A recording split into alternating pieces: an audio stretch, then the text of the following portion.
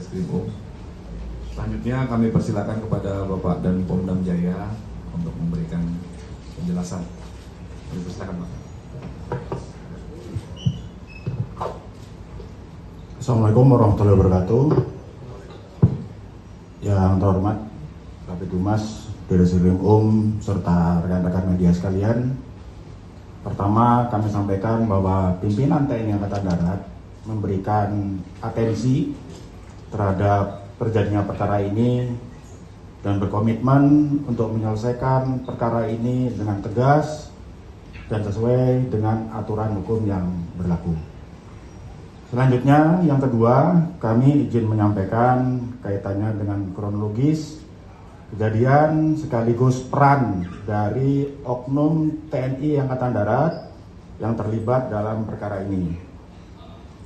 Kami mulai pada hari Minggu pada tanggal 17 Agustus 2025, Saudara JP mendatangi rumah Saudara N yang tadi sudah dijelaskan oleh Bapak Direskrim dan Saudara N ini merupakan oknum TNI Angkatan Darat dengan pangkat Sersan Kepala. Selanjutnya, pada pertemuan tersebut, Saudara JP menawarkan pekerjaan kepada Serka N untuk menjemput seseorang untuk dihadapkan kepada bosnya, yang diketahui bahwa bosnya tersebut atas nama Saudara DH. Selanjutnya, pada tanggal 18 Agustus 2025, Serka N menelpon kepada Kopda F, ini juga merupakan oknum Angkatan Darat, untuk meminta Kopda F membantu melaksanakan kegiatan penjemputan terhadap seseorang yang diminta oleh Saudara DH tadi. Pada saat itu, Serka N meminta Kopda F untuk datang dan bertemu di sebuah kafe di wilayah Jakarta Timur. Dan pada saat itu, Saudara JP sudah berada di kafe. Jadi mereka sudah ada bertiga berdasarkan hasil pemeriksaan saksi. Kemudian pada saat mereka sudah berkumpul, kemudian Saudara JP menjelaskan kepada Kopda F tentang pekerjaan yang akan dilakukan dan pekerjaan tersebut ada imbalannya.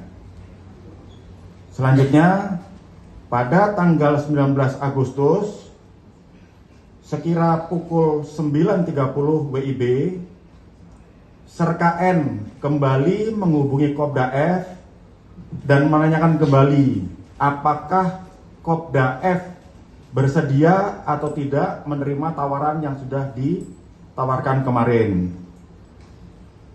Selanjutnya, Kopda F bersedia menerima tawaran tersebut dan bertugas untuk mengumpulkan tim yang akan digunakan untuk menjemput korban. Pada saat pertemuan tersebut, Kopda F meminta uang operasional sejumlah 5 juta rupiah dan pada saat itu disanggupi oleh Serka N dan uang tersebut dari pemberian Saudara JP. Selanjutnya, pada hari Rabu tanggal 20 Agustus, Serka N bertemu dengan Saudara JP di salah satu bank swasta di wilayah Jakarta Timur. Saat itu, Saudara JP menyerahkan sejumlah uang tunai sebanyak 95 juta rupiah yang akan digunakan untuk kegiatan tersebut.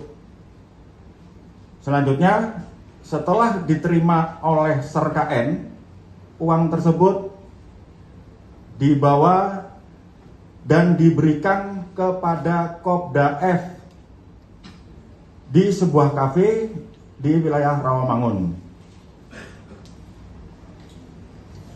Kemudian setelah Kopda F menerima uang, kemudian Kopda F menghubungi saudara EW untuk bertemu di sebuah kafe.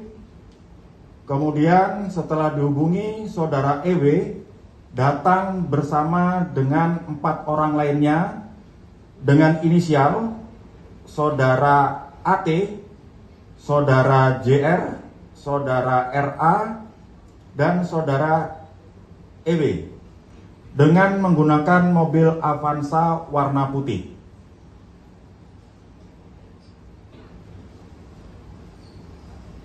Sekira pukul 13.45, saudara JP memberikan informasi kepada Kopda F bahwa korban berada di sebuah perbelanjaan di wilayah Pasar Rebo, Jakarta Timur. Selanjutnya, Kopda F dengan menggunakan mobil yang lain bersama saudara EW dan kawan-kawan lainnya 4 orang yang menggunakan mobil Avanza warna putih bergerak menuju ke pusat perbelanjaan yang berada di wilayah Jakarta Timur. Selanjutnya, saudara EW memarkirkan kendaraannya di samping kendaraan korban.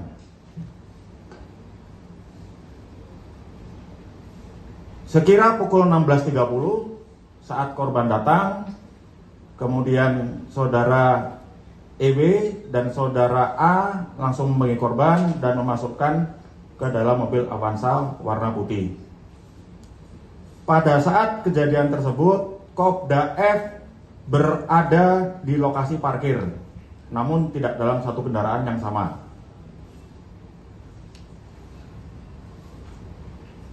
Selanjutnya, setelah korban berhasil dibawa, dalam perjalanan beberapa kali Kopda F menelpon saudara JP dan menanyakan mana tim yang akan menjemput. Namun, tim yang akan menjemput dan yang sudah dijanjikan kepada saudara JP itu tidak kunjung datang. Sehingga pada saat itu Kopda F sempat mengancam kepada saudara JP, apabila tidak ada tim yang menjemput, maka korban akan diturunkan. Kemudian saudara EW mengirimkan Sherlock kepada Kopda F dan meneruskan Sherlock tersebut kepada saudara JP sehingga mereka bertemu di bawah flyover di daerah Kemayoran. Pada saat di bawah flyover Kemayoran sekira pukul 19.45, saudara EW dan kawan-kawan 4 orang bertemu dengan Kopda F dan saudara JP, Serka N, dan saudara U yang mengendarai mobil Fortuner warna hitam.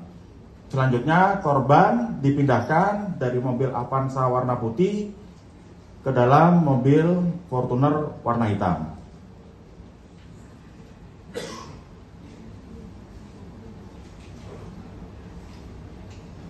Saat berada di dalam mobil Fortuner warna hitam, di dalam mobil tersebut terdapat Serka N, kemudian saudara JP, dan saudara U. Pada saat di perjalanan, korban yang sudah dalam kondisi terlakban melakukan pemberontakan dan berupaya untuk melakukan perlawanan. Dan pada saat itu Serka N ikut memegangi korban, menahan dada korban agar korban tidak berontak.